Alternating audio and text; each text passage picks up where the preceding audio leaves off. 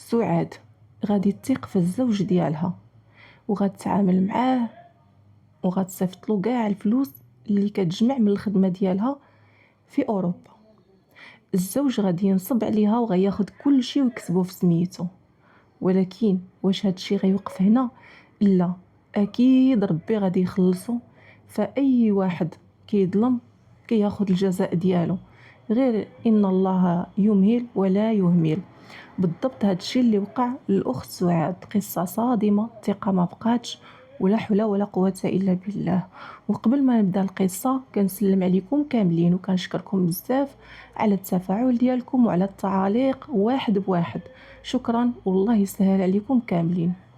سعاد واحد البنت اللي كانت درويشه بزاف وظريفه ونيه وداخله سوق راسها، ما عندها لا مع صحاب ولا مع جيران. سعاد ما كملتش القرايه ديالها غير داك التاسع وجلست في الدار وبقات جالسه. والديها ما محتاجينش الخدمه ديالها، بقات جالسه اليوم على غدا حتى لواحد النهار وغيجي يتقدم ليها واحد الشاب. هاد الشاب كان ما فحالتوش، يعني حتى هو فقير لواحد الدرجه اللي كبيره، وكلنا فقراء تحت الله سبحانه. المهم ما علينا، سعاد ما شافتش الفقر، فشافت الانسان كيبان ظريف والطريقه د الهضره ديالو، وهذا الشيء اللي عجبها فيه. قالت هذا راه انسان متقي الله والفلوس ماشي مشكل، تقدر تجي من بعد. وافقت عليه ودازت الخطوبه وتزوجوا. وهنا فاش غادي يمشيو يعيشوا هي وياه، فين غيعيشوا غير في واحد البيت ديال الكرا، حيت السيد ديكشي اللي كان كيشد راه ما كافيهش حتى لراسو بوحدو. المهم ما علينا، سكنوا في داك البيت وبقاو عايشين بخير وعلى خير، ما كاينش شي مشاكل. المهم الحاله الماديه مزيره بزاف. سعاد باش غتخدم وتعاون الزوج ديالها ما كانت عندها حتى شي صنعه. المهم فاش كتمشي لعند والديها كيتعاونوا معاها وكيدوروا معاها ويتهلاو فيها ويعطيوها شلا حوايج وشلا مصروف، وهذا الشيء باش عايشين. واحد الصيف خوها اللي في اسبانيا جا، وداك خوها كان كيتهلا فيها وكيصيفط ليها الفلوس، حتى هو فلوس العيد ديما كيتفكرها. وهنا وهما مجموعين اقترح عليها واحد البلان وقال ليها هو الموسم د الفريز غادي يجي، اش بان لك اختي تمشي تقيدي في الفريز، وان شاء الله الا تقبلتي منين تجي لتما انا غنجي نجيبك ونديك تخدمي معايا في واحد الشركه، راه مولاها كيعرفني وكيدير بوجهي وانا هو المسؤول تما. سعاد بقات كتشوف خوها وقالت له ما عنديش اللغه. قال لها هادشي كله ساهل، انا غنعلمك لهادشي كامل، المهم انتي خاصك تفاهمي مع الزوج ديالك الا بغا. الزوج كان جالس معاهم تما في الدار وقال لي زعما كيفاش هاد البلان، وهو يقول له خاصك تسني ليها واحد الورقه في الدائره، والمهم في داك الناس اللي كيقيدوا ديال الفريز تعطيها الموافقه وهي غتجي للفريز مع العيالات اللي كيمشيو. فهما كيختاروا الارامل والعيالات المزوجين باش ما يهربوش ليهم. قال لي فاش غادي تجي لاسبانيا انا غادي نخليها على ما ترصى، وغادي نشوف كيفاش غادي ندير، وغادي نجي ونجيبها لعندي، غنهربها من هذيك الفريز لعندي، وغادي نخدمها معايا في هذيك الشركه، وتما غتخلص مزيان وغدير الوريقات ديالها وتقدر تجيبك الا بغيتي، ولا ما بغيتيش تجي وهي ما عجبهاش الحال تصيفط لك الفلوس وديروا شي مشروع وتبقاو عايشين احسن من هاد العيشه. حيت هاد الشيء اللي عايشين فيه الصراحه راه صعيب. الراجل ديال سعاد قال له لا درتي فينا هاد الخير ما يشوفوا لك غير الله سبحانه. هنا سعاد كانت زاد عندها واحد الوليد، وبقى هذاك الوليد هو المشكل. هنا الام سعاد قالت لها شوفي ولدك ما تضربيلو حسبه، هذاك الوليد غنديرو في عينيا انا اللي غادي نقابلو. واصلا كان داك الوليد تقريبا دائما كيمشي عند كتديه عند امها حيت كان عزيز عليها بزاف. ايوا سعاد فرحات بهذا الخبر هذا، وراجلها حتى هو، وتفاهموا على كلش. ايوا دازت العطله وجا موسم د الفريز اللي العيالات كيمشيو يتسجلوا فيه. هنا سعاد غتمشي تسجل وراجلها غيدير ليها الموافقه اللي طالبين. سعاد غتقبل في الفريز وغتمشي مع العيالات اللي غادي يمشيو لإسبانيا. مشات لتما ووصلت بخير وعلى خير. الراجل بقى ساكن في داك البيت الكرا كيخدم ويجي لبيتو. الوليد الصغير مشى عند لالاه ماين سعاد والراجل مرة كيمشي يطلع على ولده. سعاد بقات تما حتى لواحد النهار غادي يتصل بها خوها وغيقول لها الوقت اللي نقول لك خرجي من تما فين تلاقيني. داكشي اللي كان سعاد غادي يحدوا الوقت وغيجي موراها خوها وغيهزها من تما وما غيشوفها حتى واحد وغتمشي مع خوها للدار. خوها غادي يسكنها وسط وليداتو حتى غيهضر مع المسؤول ديال داك الشركه، مع مول الشركه، حيت خوها هو اصلا المسؤول على الخدامه حيت كان قديم تما. مول الشركه غيقول له جيبها مرحبا بها. وبالفعل سعاد غادي تمشي لتما وغتبقى خدامه معاهم في هذيك الشركه اللي كانت شركه كبيره د الفلاحه. بقات خدامه معاهم وكتخلص بواحد الصالير اللي زوين ما شاء الله، وخصوصا ان سعاد كانت كتزيد السوايع. كل شهر كتصيفط للزوج ديالها واحد المبلغ د الفلوس اللي كبير ومحترم، وقالت له هاد الفلوس هادي شوف بيهم نديرو بيهم شي مشروع. المهم بقات هكاك اليوم على غدا السيد مول الشركه مع المده غيقاد لسعاد الوريقات ديالها وغتولي يمكن ليها تمشي فين بغات وتجي فين بغات.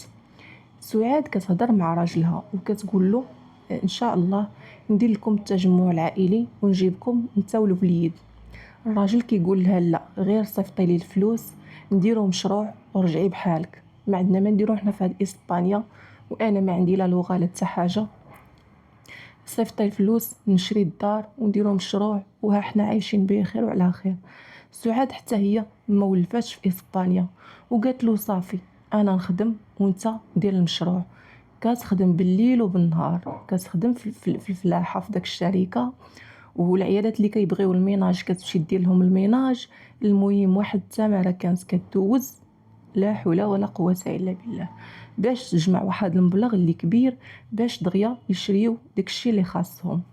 المهم السيد شرا واحد الارض اللي كانت رخيصه وشراها في الاسم ديالو، هي كتصيفط له الفلوس وبنى السفلي دار فيه الهريان، ومع المده والاعوام غيبني الطبقه الثانيه، ومع المده غيبني الطبقه الثالثه. وسعاد كتخدم وكتصيفط الفلوس وحتى خوها كيعاونها فاش كيسمع باللي راهم شراو كيزيد حتى هو يعطيها شي مبلغ د الفلوس وكتجمع داكشي وتصيفط للزوج راه تايقه فيه. الزوج منين تبنات الطبقه الثانيه غيتحول ويسكن فيها وغيفرشها شويه بشويه، وهذا الشيء كامل بفلوس سعاد. هو كيخدم على قد الحال، خدمته يلا كتجيب له ما ياكل. الولد امها اللي متكلفه به ما كيطلش عليه نهائيا، الا مشى شافو واحد المره في العام ما كيمشيش نهائيا. المهم عايش حياته. كانت الام كتقول لها راه ما كيجيش يشوف ولده، ولكن سعاد كتقول لها امي ماشي مشكل، راه حنا كنديرو علاش نرجعوا ان شاء الله غير نكمل المشروع ديالنا وغنجيو وغنتجمعوا هادي وهادي. المهم ما علينا، الام كتقول ماشي مشكل، ولكن كانت عارفه باللي هاد الزوج كيدير شي حاجه ماشي هي هاديك، لان ما يمكنش واحد الانسان عنده واحد الوليد عند العائله د مراته وما يمشيش يطلع عليه. المهم ما علينا، بقاو هكاك. سعاد دوزت تقريبا شي 10 سنين ولا 12 سنه وهي في اسبانيا، وراجلها يوميا كيهضر معها في الصباح في الليل وكيباتوا كيهضروا حيت الزوج دبر على واحد الخدمه بالليل. كان كيدير عساس، كيعسس في واحد باركينغ بحال هكا. المهم كان كل مره فاش كيخدموا اخر خدمه خدمها هي هادي. وفي داك الوقيته اللي كان كيمشي يخدم كان كيتصل بها في الليل وكتهضر هي معاه وكتقول صافي يعني ما ناويه حتى شي حاجه. والسيد راه تزوج في الدار اللي شراتها سعاد بفلوسها، تزوج وولد وليد اخر مع المراه الثانيه، وسعاد كياخذ منها الفلوس ودافع عليها الطلاق وداير محامي عليها وطلقها. يعني هي راه مطلقه وما عارفاش راسها وكتصيفط ليه الفلوس، راه 12 عام هادي. المهم ما علينا، الوقت اللي كتبغي تجي كيقول لها لا ما تضيعيش، غير خدمي وصبري وديري راه حنا قربنا نساليو. المهم غادي يبيع الطبقه الفوقانيه لواحد الراجل عايش ولادو عايشين في اوروبا وهو عايش بوحدو في هذيك الدار. باع حالو. داك الراجل تقريبا عنده شي 60 سنه في العمر ديالو. ايوا بقى ساكن داك الراجل الكبير في الطبقه الثالثه، وراجل سعاد ساكن في الطبقة الثانية والسفلي دايرين فيه هريان. الفلوس باش باع داك البرطمة غادي يعمر داك الهريان بداكشي د الكوزينة، الثلاجات والفرارن، وغيبدا يبيع ويشري تما. سعاد قنطات وبغات تجي لبلادها، شدات الكونجي واحد الصيف وهو دا المغرب هي وخوها. جات مشات للبيت اللي كان كاري السيد، ما عرطيها لا عنوان لتا شي حاجه. منين سمعها جايه طفى عليها التليفون باش ما تعرفوش فين كاين. المهم هي مشات سولات في داك البيت وقالوا ليها راه رحل للبلاصه الفلانيه. كتمشي عنده البلاصه الفلانيه اللي عطاوها فين شرا الارض وبنى، كتدق عليه. غادي تخرج شكون؟ الزوجه ديالو ومعها وليد صغير. سعاده تقول لها عافاك واش كاين السيد الفلاني؟ يمكن راني غلطت في الدار. الزوجه ديالو غتقول لها واش كتسولي على فلان راجلي؟ سعاد بقات مصدومه وقالت لها شنو كتقولي نتيا؟ قالت لها الا كنتي كتسولي على فلان راجلي راه في الدار، انا نكلمولك علاش بغيتيه. سعاد دفعت هذيك المراه وطلعت كتجري للدار. يعني عارفه السيد الطبقه الثانيه هي اللي ساكن فيها، حيت كان كيقول لها جميع المواصفات. دخلات عليه لقاتو ناعس مجبد، ناعس ما هوش في هذا العالم، وطافي التليفون. قالت له شنو هذا الشيء اللي كدير، وشكون هاد السيده وشكون هاد الولد؟ وهو يقول لها ما عندكش الحق تدخلي لداري. سعاد بقات مصدومه وقالت له ياك ما داير لي شي كاميرا خفيه، ياك ما كتضحك معايا؟ شكون هادي؟ قال لها هاديك مرتي وهذاك ولدي، وانتي راكي مطلقه، وسيري خدي الطلاق ديالك من المحكمه، راه طلقتك شحال هادي. سعاد بغات تسخف، شنو هادشي اللي كتقول وكيفاش؟ ياك ما كتفلا وكتضحك معايا؟ قال لها انا ما كنتفلاش وما كنضحكش معاك، انا راه مطلقك وهذه راه مراتي وهذا ولدي. قالت له ايوا، علاش كنتي كتهضر معايا؟ وعلاش كنتي كتاخذ الفلوس ديالي وهاد الدار؟ انا اللي صيفط لك الفلوس باش درتيها وهاد المحلات وهاد الشيء. قال لها هاد الشيء ماشي شغلي انا، هادشي اللي كتقولي انا ما صيفطتي لي حتى شي حاجه، ولا صيفطتي لي شي حاجه راه كنت كنعطيها لامك باش تقابل لك ولدك، اما هاد الدار راه درتها انا بدراعي. سعاد جاتها بحال الغيبوبه وطاحت. هذيك مراتو غتعطيها شويه د الماء فيه السكر وغتشربوا لها. سعاد غتفيق وما عرفاش داكشي اللي واقع. بالفعل غتمشي عند والديها وغتعاود لهم كلش. امها غتقول لها راني علمتك شحال هادي، وقلت لك هذا الراجل اللي ما كيجيش يشوف ولده اذا شي حاجه في راسو، اذا هذا راه ما مزيانش وما فيهش الخير. ما يمكنش انسان ما يجيش يطلق على ولده اللي باقي صغير. لا غدا سعاد غيمشيو للمحكمه وغادي تدفع داكشي لاكارت ديالها، وبالفعل غتلقى السيد طلقها. راه تقريبا شي منين سافرت لاسبانيا بشي 3 سنين طلقها، لقى راسها مطلقه وحط لها داكشي اللي خرج ليها في الصندوق في المحكمه. سعاد تصدمات، كيفاش بنادم يقدر يدير هاد الشي كامل؟ والمشكله ما بقاش فيها الطلاق اللي طلقها، بقات فيها فلوسها اللي كانت كتصيفط له وهو كان كيدير المشاريع على ظهرها. راه تقريبا كتقول سعاد راه تقريبا شي 60 مليون اللي صيفطات له فلوس الخدمه ديالها، ما كانت كتجمع حتى شي درهم. وخوها حتى هو كان كيعاونها، فين ما صيفط له خوها حتى هو كيزيد يعاونها. خوها تصدم وما قدش يهضر وما عرف ما يقول، بقى غير غادي وساكت، ما قد يقول لها حتى حاجه. قال لها بحال هاد الناس ما شفتش. سعاد ما خلات حتى محامي، كل واحد تمشي عنده وكيقولوا لها واش عندك شي دليل؟ سعاد كتقول لهم ما عنديش الدليل، كنت كنصيفط له الفلوس كل شهر كل 15 يوم، الفلوس اللي طاحت كنصيفطها له، ولكن ما عنديش اثباتات باش كنت كنصيفط له. صافي داك الوراق كنت كنلوحهم، ما كنتش ناويه هادشي. بقات كل واحد شنو يقول ليها، حتى غادي طيح في واحد المحامي وغيقول لها شوفي بنتي ما تضيعيش فلوسك، دابا انتي راك ضعتي وخليفتك على الله سبحانه، واخا ديري حتى 10 د المحاميين ما غتصوري ما عنده حتى شي حاجه، غير غتزيدي تضيعي الفلوس ديالك. سيري يا بنيتي يعطيك الرضا، طلبي الله والله غادي يخلصو اكيد، وعيشي حياتك ونساي، وحسبي داك الفلوس اللي مشات لك درتيها صدقه اولا تشفرات لك ولا شي حاجه. اما لا تبعتي المحاكم راه ما غتصوري منه حتى حاجه، كل شيء في الاسم ديالو وما عندكش اثباتات باللي كنتي كتصيفطي، ولو كاع تلقيتي هاد الاثباتات يقدر يقول باللي انت كنتي كتصيفطي وهو كيعطيهم لعائلتك ولا شي حاجه. المهم هادشي راه ما غتصوري منه والو. سعاد تصدمات وبكات ومرضات، رجعت لدارهم مريضه ومفقوسه. دوزت العطله ورجعت بحالها لإسبانيا، وولات كتخدم على قدها، ما بقاش داك الجهد الخدمه اللي كان عندها. قادت التجمع العائلي لولدها حتى هو وداتو معاها، وامها كانت كدير لها الفيزا مره كتمشي تجلس معاهم شهر شهرين وترجع بحالتها للمغرب. سعاد جاها الطونسيو وجاها الضغط وتقاسوا لها الكلاوي، مرضات، ما بقاتش قادره على خدمه لا حتى شي حاجه. غير عطا الله في اوروبا كاين الطب وكيعاونوها بالدواء، والمهم ما كانتش كتخسر شي حاجه بحال اللي غتخسر هنايا في المغرب. وهذا الشيء علاش فضلت انها تبقى عايشه في اسبانيا. ولكن واش نسات داكشي اللي دار فيها الزوج ديالها؟ لا، يوميا كتنوض وكتصلي وكتدعي فيه وكتقول يا ربي تاخذ لي حقي منه. خدمت 12 عام، فلوسي وفلوس خويا كلشي مشى، ضيعني، وبسبابه صابيت بهاد الامراض كلها. وطلب الله يوم على يوم، ومتبعه الاخبار ديالو.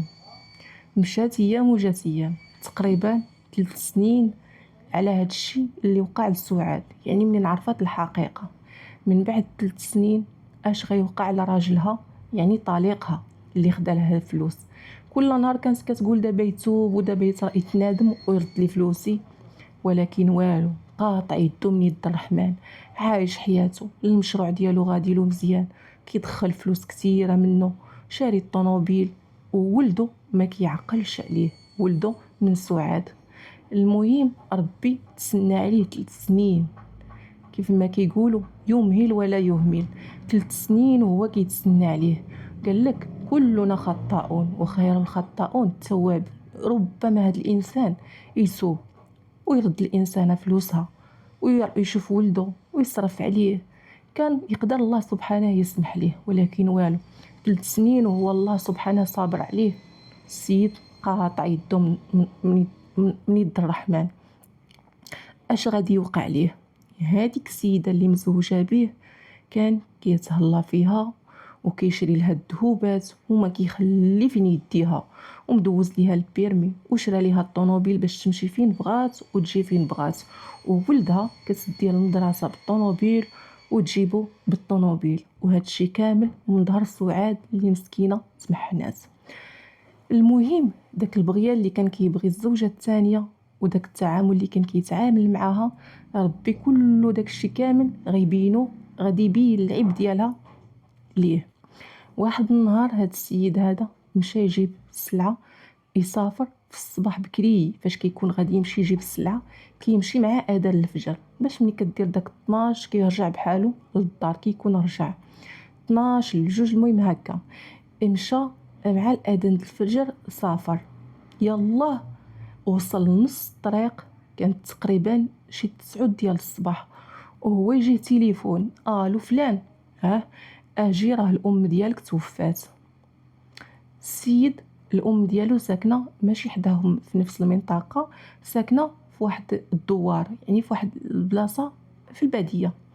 خاصو ضروري يرجع، ما يمكنلوش يكمل السفر، خاصو يرجع ضروري للدار، يهز حويجاتو السفر ويهز اللي باغي يهز وداك الشيء، ويقولها لمراتو وولدو يديهم معاه ويمشي باش يوقف على الجنازه ديال الام ديالو.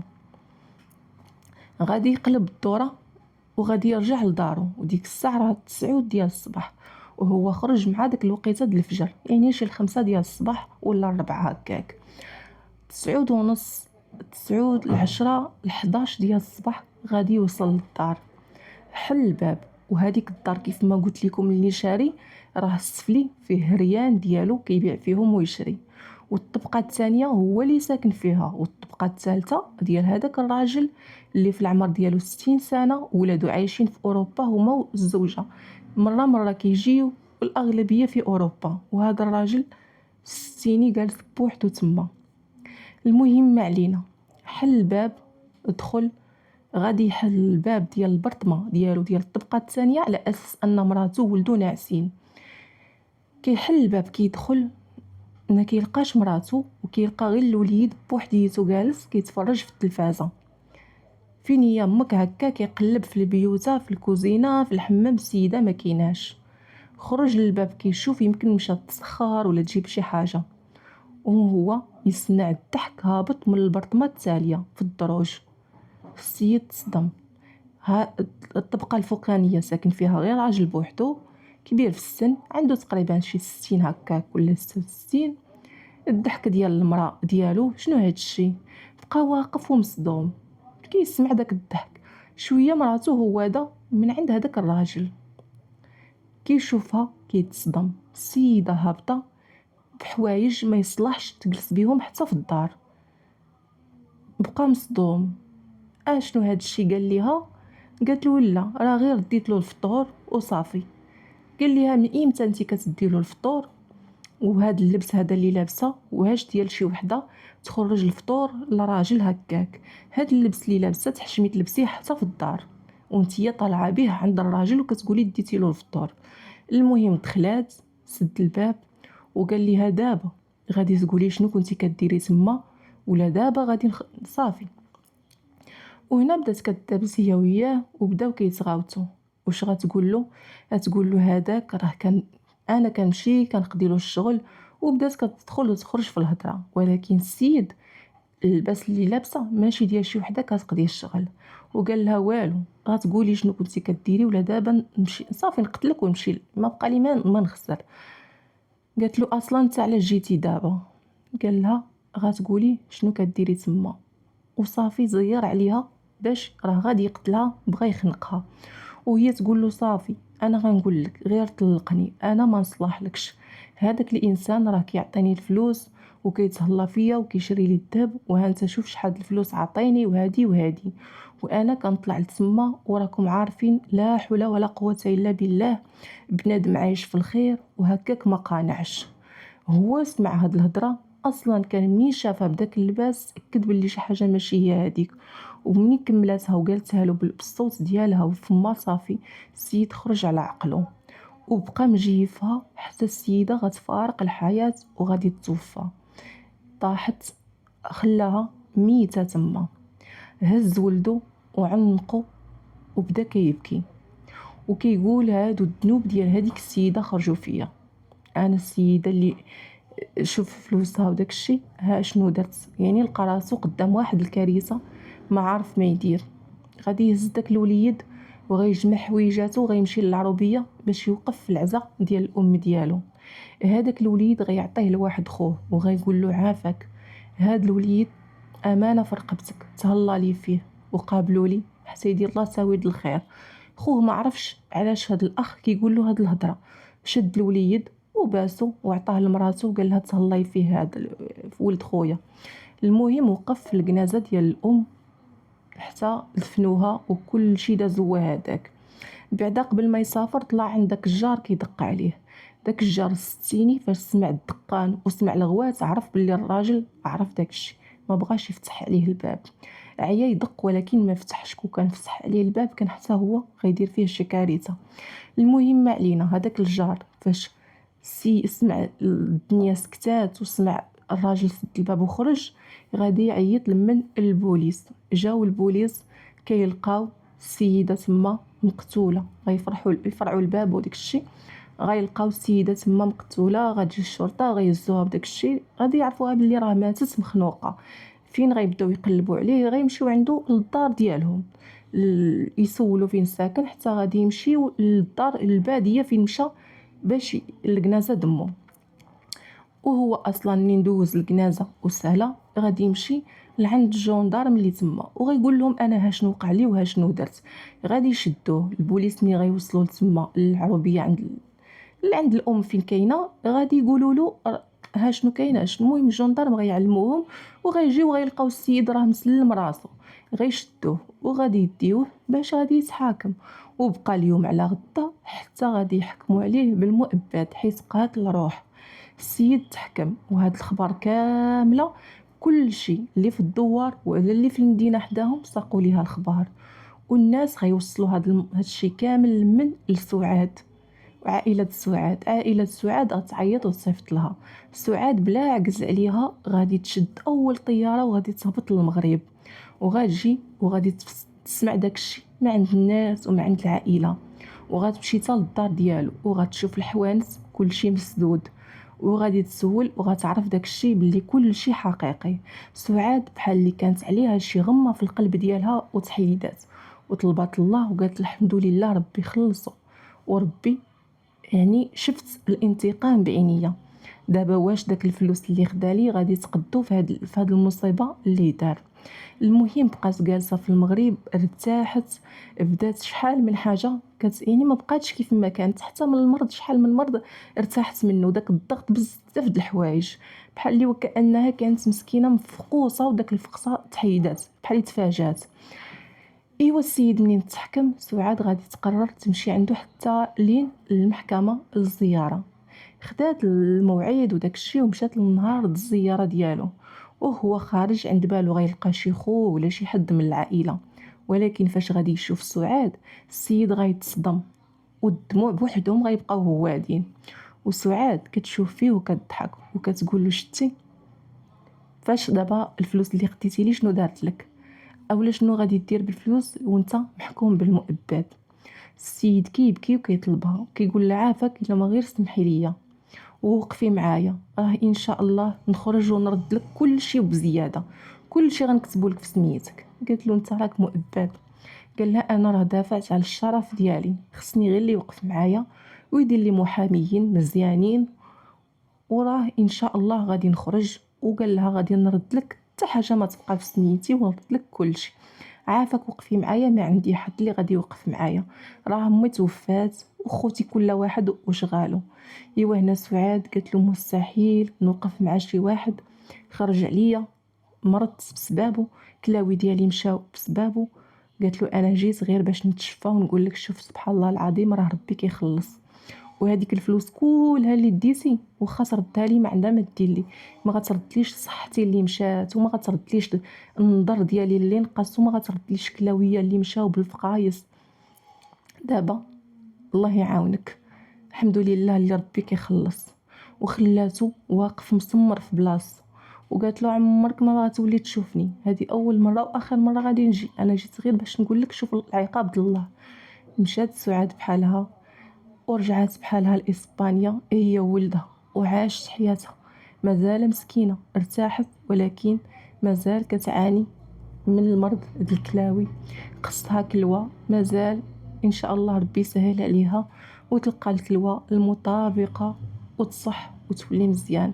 هي سعاد كتقول ارتاحت بزاف بنسبة 60% ديال الراحة منين شافت الزوج ديالها الطليق ديالها ربي خلصو بهذاك الجزاء. ايوا هو بقى في السجن وسعاد رجعت لإسبانيا عايشة مع الطبيب، والمهم ارتاحت شوية. كنتمنى ما نكونش طولت عليكم في هذه القصة، وراه اي واحد كيظلم يخاف الله، اكيد المظلوم ربي كينصفو، وهذا الشيء راه غير عقاب الدنيا، اما غدا قدام الله غادي تقتص من الحسنات ديالو. عقاب الدنيا وشحال صعيب، فما بالك عقاب الآخرة. فلا حول ولا قوة إلا بالله. أي واحد ظلم شي واحد يمشي يتسامح معاه، راه الله سبحانه ما كيبغيش يجازي الواحد في ديك الوقت، كيخليه ربما يتوب. وأعز واحد لله سبحانه هو هذاك الإنسان اللي كيكون غالط من ساسو لراسو وكيعرف الغلط ديالو كيتوب، هذاك الله سبحانه كيكون عزيز عليه. فاللي غلط يمشي يصلح الغلط ديالو، راه الله سبحانه كيغفر وكيسمح. وكيف ما قلت لكم الله عزيز عليه داك الانسان اللي كيتوب وكيقول هذاك العبد ديالي غلط وخاف مني وتاب وصلح الغلط ديالو.